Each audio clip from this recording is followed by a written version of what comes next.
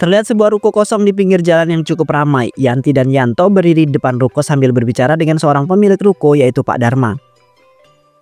Pak, saya rasa harga 25 juta setahun itu terlalu mahal. Tempat ini bagus sih, tapi angkanya itu loh berat banget buat kami yang baru mau mulai usaha es tebu. Saya paham, tapi kamu juga harus paham tempat ini strategis.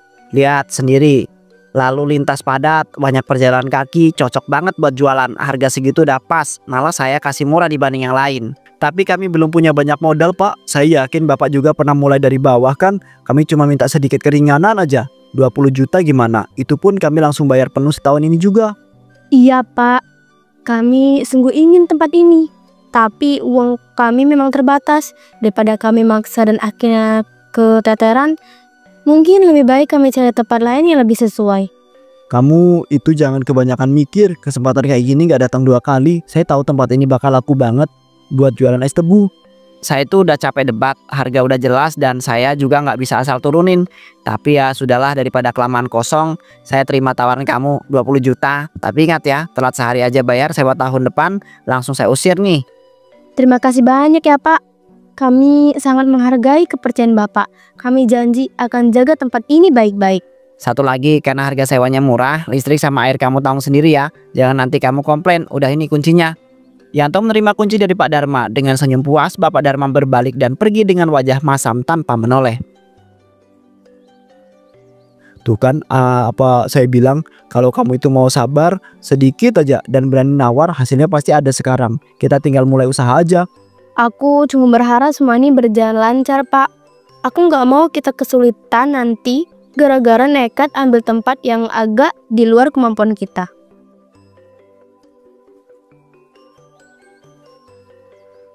Yanto dan Yanti sibuk membersihkan bagian dalam ruko. Pak, ini debunya tebel banget ya. Kayaknya udah lama banget gak limpatin. Aku sampai bersin-bersin dari tadi. Ya namanya ya bangunan kosong, tapi kalau udah dibersihkan dan rapi, nanti juga enak dilihat. Yang penting sekarang kita itu kerjain dulu sebisanya.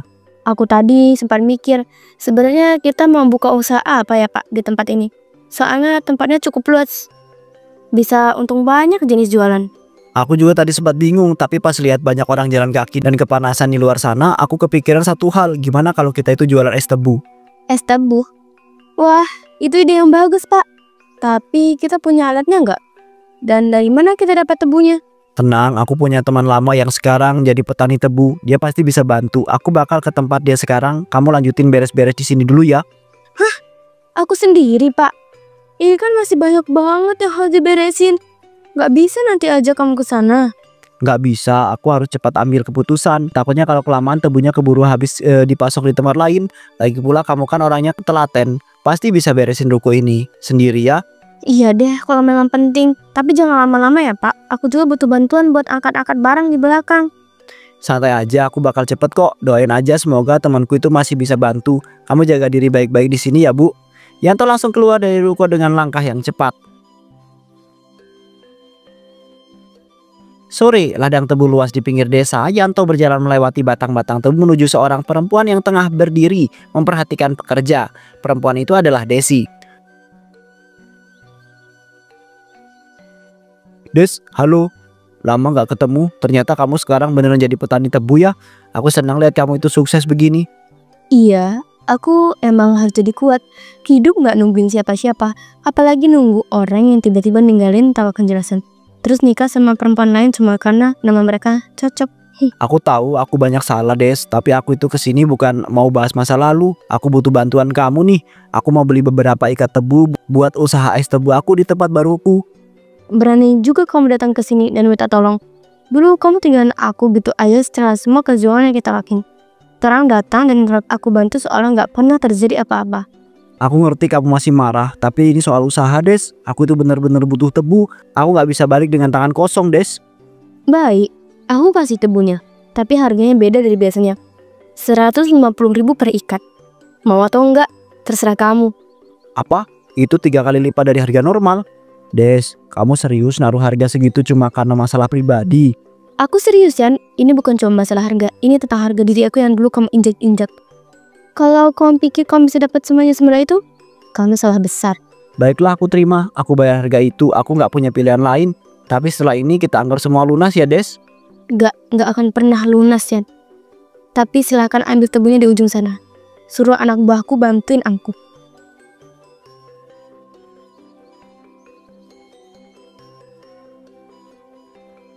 Pagi-pagi yang cerah, Yanto dan Yanti membuka usaha es tebu mereka di depan ruko. Gerobak kecil sudah tertata rapi, mesin peras tebu terpasang.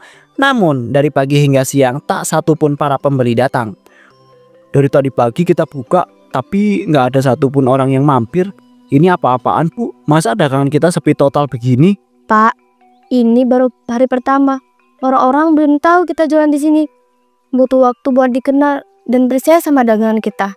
Tapi tetap aja, Bu, aku udah mengeluarkan uang banyak buat ini semua. Masa iya hasilnya nihil begini? Aku pikir tempat ini strategis bakal langsung laku. Aku tahu Bapak kecewa, tapi coba sabar dulu.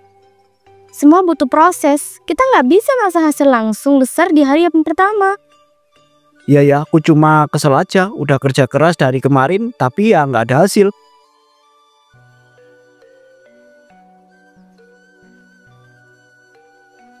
Beberapa hari kemudian situasi masih sama. Dagangan es tebu tetap sepi. Tak ada yang mampir. Yanto mulai frustasi. Ini gila, Bu. Udah berhari-hari kita jualan tapi tetap aja nggak ada yang beli. Aku jadi bingung. Di mana salah kita ya? Mungkin harganya terlalu mahal, Pak. Bisa jadi orang-orang pengen beli, tapi mundur pas tahu harganya. Kan saingan kita juga banyak. Tapi kalau kita turunin harga, kita dapat untung kecil banget. Mana cukup nutupin modal yang udah keluar, Bu? Aku ngerti, tapi aku ngerti, tapi kalau nggak ada yang beli sama sekali, malah nggak ada pemasukan. Lebih baik untung sedikit daripada nggak ada sama sekali. Ya nggak bisa begitu, Bu. Aku tuh nggak mau usaha ini jadi setengah-setengah. Kita butuh pemasukan besar buat nutup semua biaya yang udah kita keluarkan. Pak, coba pikirin juga dari sisi pembeli. Kalau mereka merasa harganya terlalu tinggi, mereka pasti pergi. Kita harus adaptasi, bukan keras kepala terus. Saat mereka masih berdebat, datang seorang ibu-ibu paruh baya dengan keranjang belanja di tangan. Permisi, ini jual es tebu ya? Saya pengen cobain satu gelas. Cuacanya panas banget hari ini. Yanto mulai memeras tebu dengan semangat. Tak lama kemudian ia menyajikan segelas es tebu pada ibu tersebut.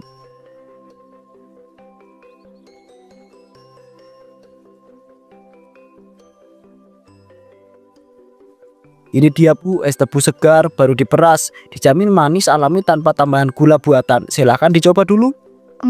Rasanya memang manis dan segar. Tapi pas saya tanya harga tadi, kok mahal banget ya? 20.000 segelas. Iya, Bu, kami pakai tebu pilihan dan yang prosesnya higienis. Jadi memang beda dari es tebu biasa. Iya deh, saya bayar. Tapi nggak heran sih tempat ini sepi. Rasanya enak. Tapi kalau semahal ini ya orang-orang pikir-pikir.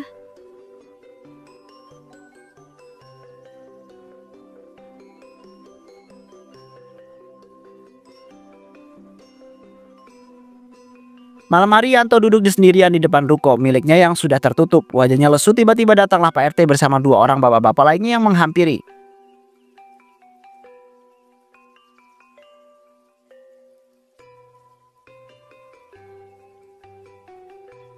Malam Yan, lagi melamun aja nih. Kok sendirian duduk di luar? Malam Pak RT, ya nih, cuma duduk-duduk aja. Lagi mikirin nasib dagangan yang sepi terus dari kemarin. Saya Bia. Waduh, padahal kelihatannya tempat ini strategis. Emang kamu jualan apa sih? Saya jualan es tebu, Pak. Tapi entah kenapa dari hari pertama buka sampai sekarang hampir nggak ada yang beli. Ya, pantesan saya Pian. Harganya kemahalan. Orang sini mah kalau rasanya sama, ya mending beli di tempat lain yang lebih murah. Ya juga sih, Pak. Tapi ya saya bingung. Kalau diturunin takutnya malah nggak nutup modal. Kalau nggak laku ya tetap nggak ada untung juga kan. Mending untung sedikit daripada nggak sama sekali. Yang penting kamu jujur jualannya Yan. Jangan sampai malah ikut-ikutan orang curang kayak dagang-pedagang yang lain. Ngomong-ngomong, kamu lihat nggak tadi ada orang lewat sini pakai baju hitam tinggi bawa troli kecil? Enggak, Pak. Dari tadi saya di sini nggak lihat siapa-siapa. Memang ada apa? Kami lagi mencari penjual es krim curang. Katanya dia itu pakai pemanis buatan berbahaya. Tadi ada laporan para warga yang anaknya sakit habis makan es krim dari orang tersebut. Ya kami juga lagi cari dia sebelum kejadian tambah parah. Kalau kamu lihat orang yang mencurigakan langsung kasih tahu saya ya Yan. Ya Pak, kalau saya lihat orangnya pasti langsung saya lapor. Semoga cepat ketemu ya. Pak RT dan dua bapak-bapak itu berpamitan. Yanto masih duduk di bangku depan ruko sendirian. Pak RT bilang harganya kemahalan. Yanti juga dari kemarin terus bilang begitu. Apa bener ya? Semua ini gara-gara aku terlalu keras kepala.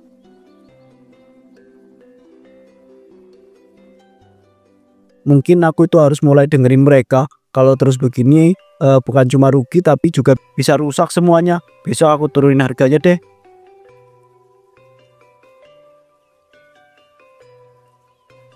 Pagi yang cerah, gerobak es tebu sudah siap dan di bagian depan terpampang tulisan baru, promo es tebu harga spesial hari ini. Beberapa warga mulai berdatangan. Yanto melayani mereka dengan senyum sumringah. Wah, akhirnya turun juga harganya. Saya jadi penasaran pengen cobain es tebunya. Tolong satu ya. Siap Bu, langsung saya buatin. Dijamin segar dan cocok buat cuaca panas kayak gini. Yanto memeras tebu dan menambah banyak air ke dalamnya. Ia sajikan ke para pelanggan.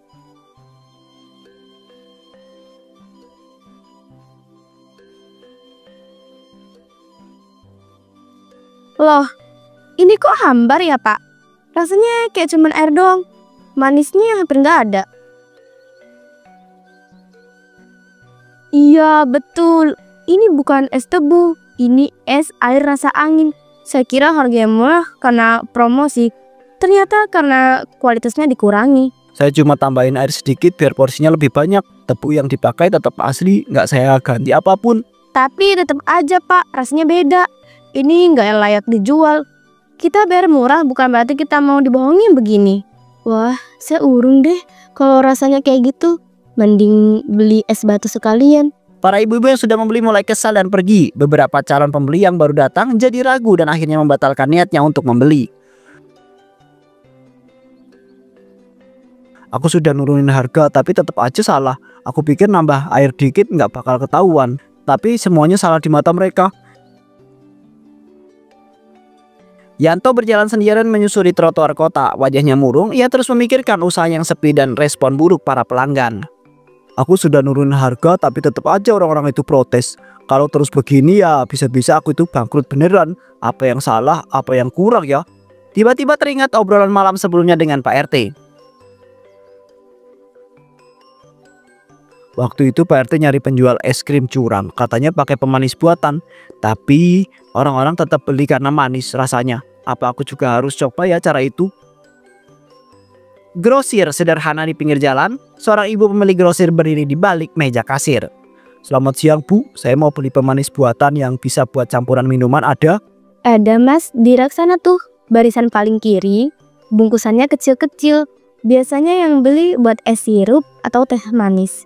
Oh ini ya Bu, saya ambil banyak sekalian deh. Soalnya buat stok. Ini saya ambil 20 bungkus ya. Wah, banyak amat Mas. Buka usaha minuman ya? Biasanya orang paling banyak beli 3 atau 5 bungkus. Ya Bu, saya dagang es tebu tapi sekarang mau coba varian baru. Siapa tahu rame. Ya, semoga aja ya Mas. Lagian murah kok. 1 bungkus cuma Rp1.000. Totalnya Rp20 ya. Rp1.000? Wah murah banget Bu. Bisa jadi senjata rahasia ini mah. Biar es tebunya manisnya nampol. Asal jangan terlalu manis sampai bikin sakit ya Mas. Soalnya ini manisnya bukan dari gula asli. Tenang aja Bu, saya tahu kok takarannya. Terima kasih.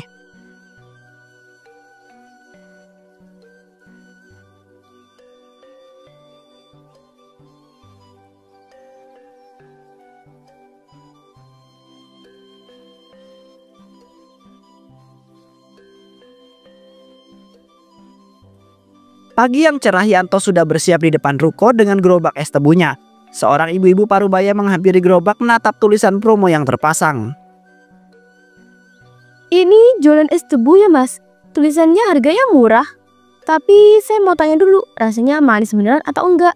Ibu nggak usah khawatir, rasanya dijamin manis, seger dan cocok diminum pas cuaca panas begini. Mau saya buatkan 1 Bu? Yanto langsung meracik es tebu. Ia memasukkan perasan tebu yang sudah dicampur dengan air dan pemanis buatan ke dalam gelas plastik besar. Tanpa sepengetahuan ibu itu, ia menambahkan takaran ekstra pemanis. Ini Bu, silakan dicoba. Kalau nggak manis ya saya balikin duit. Kalau nggak manis saya kembalikan duitnya. Loh, ini beneran manis banget. Dan segarnya pas banget. Wah, ini baru namanya es tebu murah. Meriah, tapi rasa bintang 5. Ibu itu menoleh ke sekitar dan mulai berteriak memanggil orang-orang yang lewat. Bu, Pak, sini deh. Ada es tebu enak banget. Manisnya mantap, harganya murah pula. Dalam waktu singkat beberapa orang mulai mendekat. Satu persatu mereka mulai memesan. Mas, satu dong. Kalau rasanya kayak yang dibilang ibu tadi, saya mau 2. Siap, tunggu sebentar ya. Ini es tebu paling manis yang pernah kamu coba. Suasana sore, Yanto duduk di belakang meja ruko menghitung uang hasil dagangan. Tumpukan uang pecahan kecil tertera rapi di depannya. Akhirnya laris juga, dagangan habis, duit masuk banyak. Cara ini memang paling bener deh.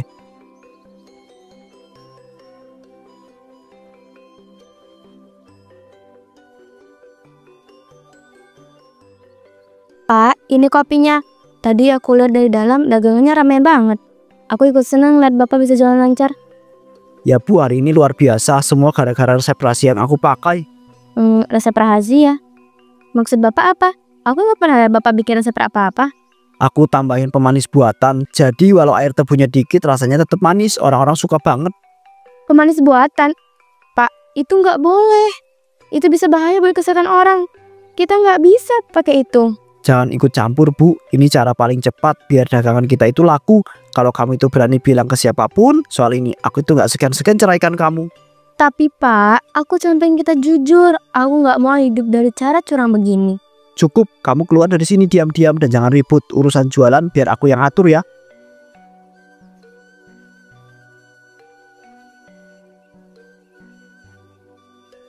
Beberapa bulan kemudian Yanto terus berjualan dengan cara yang curang. Hingga akhirnya beberapa para pelanggan datang untuk protes pada Yanto karena sudah mulai banyak yang jatuh sakit.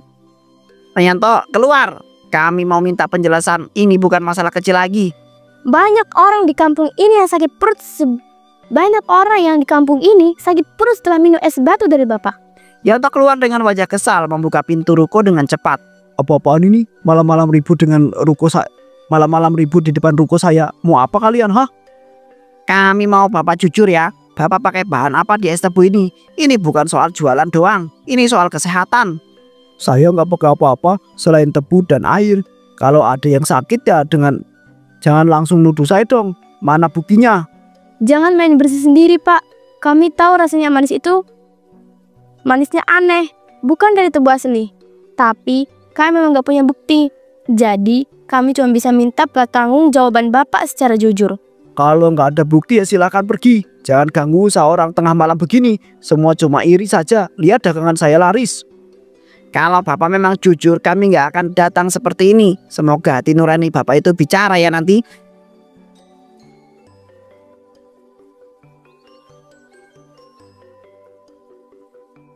Keesokan harinya saat Yanto sedang berjualan seperti biasa, tiba-tiba 2 orang polisi berpakaian dinas datang menghampiri dengan langkah yang tegas.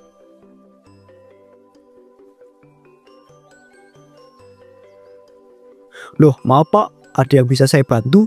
Ini jualan es tebu biasa kok, bukan tempat laporan kehilangan dompet. Selamat pagi, kami dari Polsek Sumberjo. Kami datang bukan buat beli es tebu, tapi untuk membawa kamu ke kantor polisi. Hah? Apa? Nggak salah ini Pak, saya ini cuma jualan es tebu, nggak nyolong, nggak nipu orang. Kami mendapat laporan bahwa kamu menjual es tebu dengan cara yang curang, menggunakan pemanis buatan dalam kadar berlebihan. Ini bisa membahayakan kesehatan pembeli dan itu masuk dalam tindak pidana. Laporan dari siapa Pak? Mana buktinya? Saya rasa ini salah paham besar Pak. Saya itu nggak pernah nyakitin siapa-siapa. Polisi itu langsung memeriksa gerobak milik Yanto. Mereka menggeledah dengan hati-hati. Salah satu dari mereka menemukan sebungkus pemanis buatan di laci bawah gerobak. Ini kita temukan barang buktinya. Ini dia pemanis buatan yang digunakan tersangka. Jadi sekarang kamu itu ikut kami ke kantor untuk penyelidikan lebih lanjut. Silakan bersikap kooperatif ya. Tunggu dulu. Saya itu nggak ngerti kenapa bisa begini. Bagaimana kalian tahu? Saya itu pakai ini segala. Siapa yang ngadu, hah? Yanti muncul dari balik pintu ruko. Wajahnya murung. Ia melangkah pelan lalu menatap Yanto. Aku yang laporin Pak. Aku nggak sanggup terus lihat kamu curang dan terus-terusan bohongin ke orang banyak. Aku cuma pengen kamu sadar. Kamu yang melaporkan aku ke polisi. Kamu tega banget Bu. Kamu lebih milih bikin aku itu masuk penjara daripada bantu menyelamatkan usaha kita. Aku lebih milih kamu dihukum sekarang daripada makin banyak orang yang jadi korban karena perbuatan kamu. Aku nggak mau terhidup dengan kebohongan. Yanto diborgol ringan dan dibawa menuju mobil polisi. Yanti hanya diam, matanya menatap kosong ke arah jalan yang perlahan menjauh membawa suaminya.